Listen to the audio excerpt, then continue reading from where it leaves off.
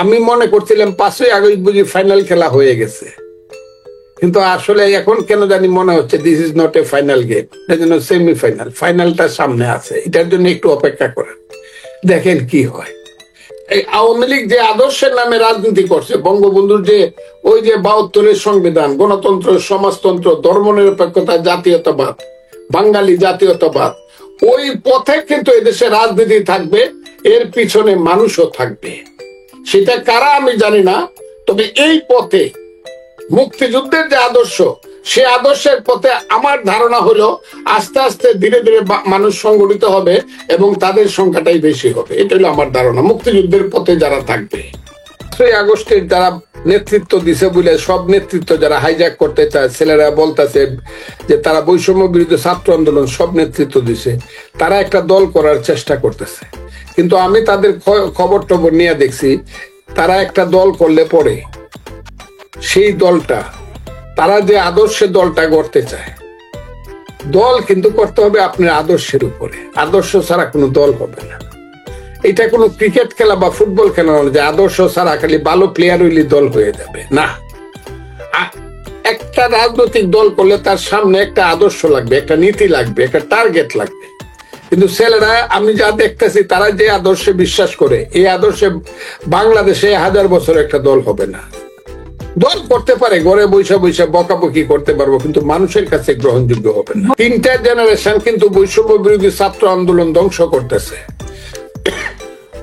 বৈষম্য বিরোধী ছাত্র আন্দোলন, ছাত্রদের 3টা জেনারেশনকে, আমাদের 3টা জেনারেশন তারা ধ্বংস করতেছে শুধু সমন্বয় হইয়া লোভ এবং লাভের কারণে। এখন তারা সবাই অর্থবিত্তের পিছনে ছুটছে, প্রত্যেকেই, আমার কাছে প্রমাণ আছে অর্থবিত্তের। এর বাইরে যদি কেউ থেকে থাকে, সৎ, সাহসী, দেশপ্রেমিক, ত্যাগী, এরকম একটা ফোর্স এই দেশে গড়ে উঠবে। এত শক্তি বা সাহস এই সরকারের আছে, চক্রান্তকারীদের আছে বলে আমার মনে হয় না। এই সরকার বা চক্রান্তকারীরা যদি তাদের পিছনে থেকে থাকে, তারা এত শক্তিশালী যে খালেদা জিয়া, তারেক রহমান সহ ওই যে 211 নাকি -2 করে ফেলবে, এটা আমার এখনো মনে হচ্ছে না। দেখা যাক কি হয়। আমি বুঝতে পারতেছি না, আপনাকে এই কথাটা বললাম, এটা আমি বুঝতে পারতেছি না চক্রান্তটা কত গভীরে।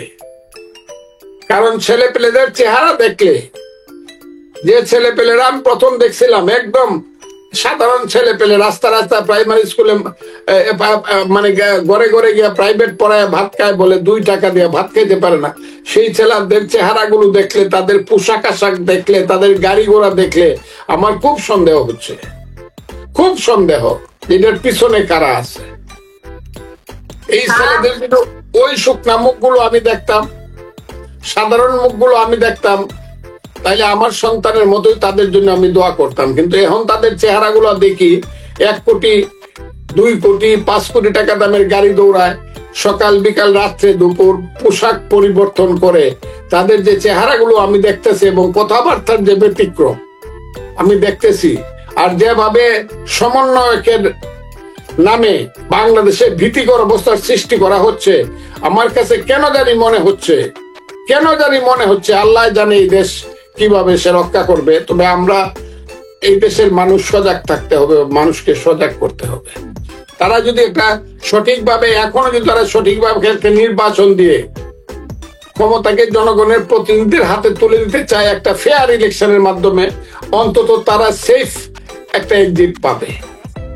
আর যদি অনন্তকাল থাকতে চায় কূটকৌশল করে, বিভিন্ন ধরনের অপবাদী কথা বলে, অপবাদ দিয়ে বিভিন্ন ধরনের রং তামাশা করে, বা বিনা যুক্তিতে যুক্তি তৈরি করে, বিনা কারণে কারণ তৈরি করে যদি ক্ষমতায় বেশি দিন থাকতে চায়, ক্ষমতাকে দীর্ঘায়িত করতে চায়, তাইলে আগের যারা এইসব করছে তাদের যে পরিণতি হয়েছে, তাদের পরিণতি ভিন্ন কিছু হবে বলে আমি মনে করি না। জনগণ তাদেরকে ওই শিক্ষাটাই দিবে।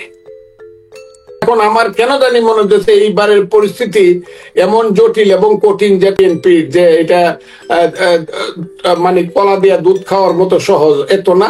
এখন রাজনীতি আগের যে কোনো সময়ের চেয়ে কঠিন। আমার কাছে মনে হয় এখনকার যে ভবিষ্যৎটা আগের যে কোনো সময়ের চেয়ে বাংলাদেশের জন্য কঠিন অবস্থায় দাঁড়াইছে। আমি কল্পনা করতেও আমার মাঝে মধ্যে ভয় লাগে, কল্পনা করতেও, যে তারা যদি এই অন্যায়ের পথে, অপরাধের পথে, মুক্তিযুদ্ধ বিরোধী পথে তারা যদি আরো চলতে থাকে, তাহলে এই দেশের অবস্থা আল্লাহ কোন দিকে নিবে এটা আল্লাহ মালুম। আমি এখনো সবটা বলতে চাই না। ততক্ষণ পর্যন্ত তারা ক্যামোফ্লেজ করতে পেরেছে, নিজেদেরকে রাগ ডাক করে আড়ালে রাখতে পারছে, ততক্ষণ পর্যন্ত কিছুটা সুবিধা তারা নিতে পারছে।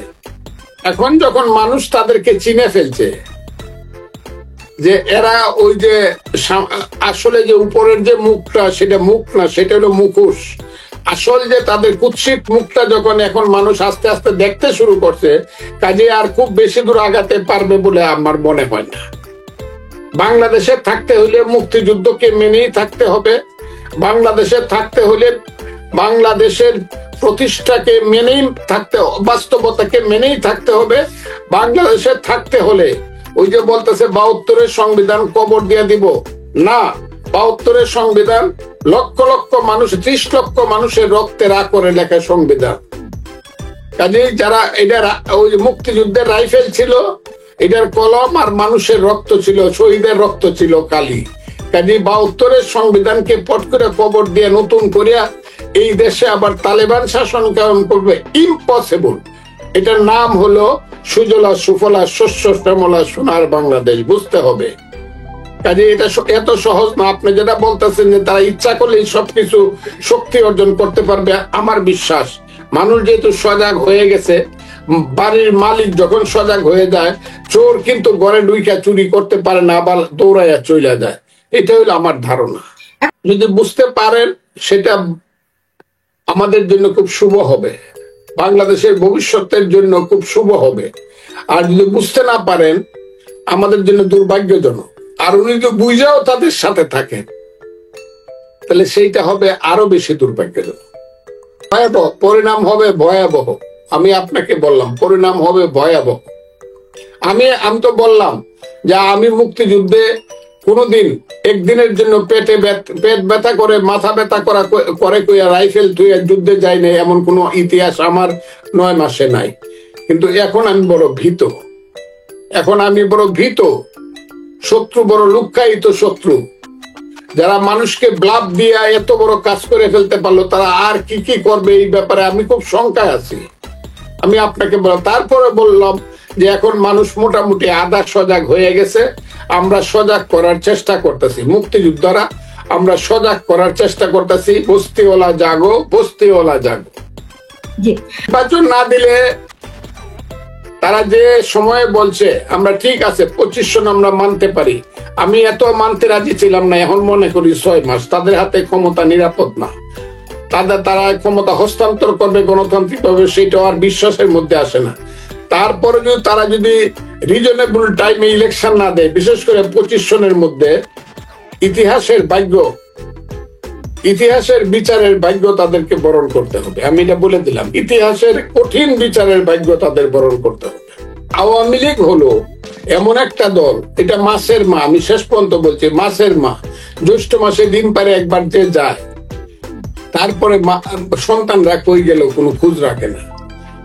আওয়ামী লীগ কোন সময় ভালো সন্তানদেরকে, ত্যাগী গুণী মানুষদেরকে খুব বেশি ধরে রাখতে পারে না। যে কারণে আমি যদি বলতে শুরু করি ৪৯ সন থেকে কারা কারা আওয়ামী লীগ করছিল এবং কারা কারা করতে পারে নাই, কেন করতে পারে নাই, আপনি এটা একটা বিষাদ সিন্ধু হবে। আওয়ামী লীগের সংগঠনের ইতিহাসটা একটা বিষাদ সিন্ধু হবে। আওয়ামী লীগের সুসন্তানেরা খুব বেশি আওয়ামী লীগ করতে পারে নাই। এমনকি বঙ্গবন্ধু শেখ মুজিবুর রহমানও বলছিল যে আওয়ামী লীগ আমি নিজের হাতে তৈরি করছিলাম, তাকে কবর দিলাম, কারণ একে কবর দিলাম কেন বলছিল, এবং আমি কৃষক শ্রমিক আওয়ামী লীগ করলাম। বাকশাল করে কিন্তু বঙ্গবন্ধু মারা গেছে, আওয়ামী লীগ করে মারা যায় নাই। বাংলাদেশের রাজনৈতিক দল একটা হওয়া উচিত এবং হবে। সেই দলটা হবে ভালো মানুষের, সৎ মানুষের, মুক্তিযুদ্ধের পক্ষের মানুষের। বাংলাদেশ তো আর আফগানিস্তান না, এখানে মানুষ গেউ খায় না, রুটি খায় না, এখানের মানুষ, এটা আফগানিস্তান হবে না, তালেবানের দেশ হবে না, এইটা মধ্যপ্রাচ্য হবে না, মধ্যপ্রাচ্যের দেশগুলোর মতো এককেন্দ্রিক যে দেশ, এগুলো হবে না এখানে।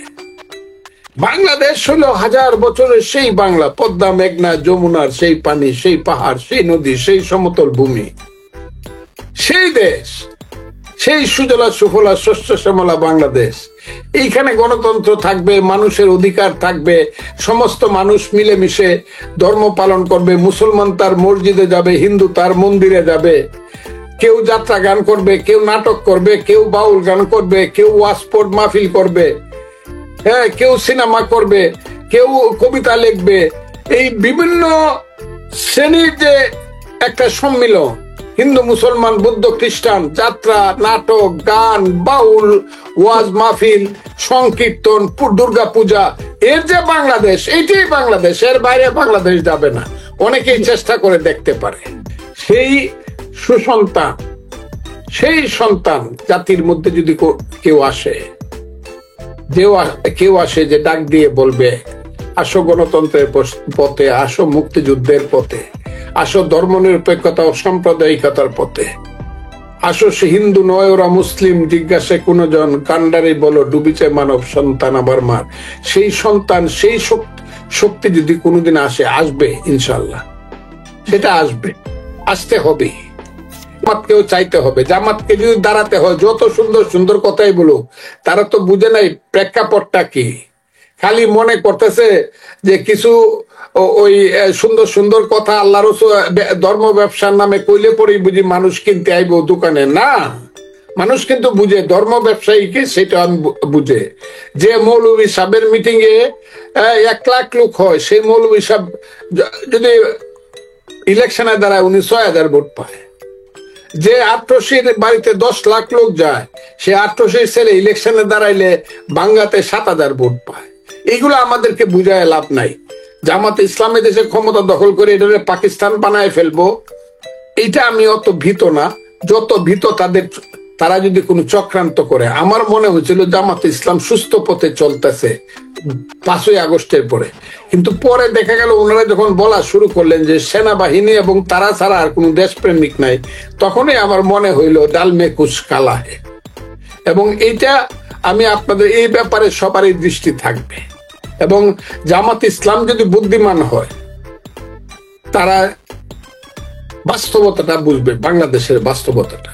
হ্যাঁ, তাদেরকে যদি মানুষ চায়, তারা যদি মেজরিটি হতে পারে, ইসলামিক রাষ্ট্র করবে, আল্লাহর আইন করবে, করুক, কিন্তু এটা জনগণের কাছে তাদের গিয়া ভোট চায় বলতে হবে যে আমাদেরকে ভোট দেন।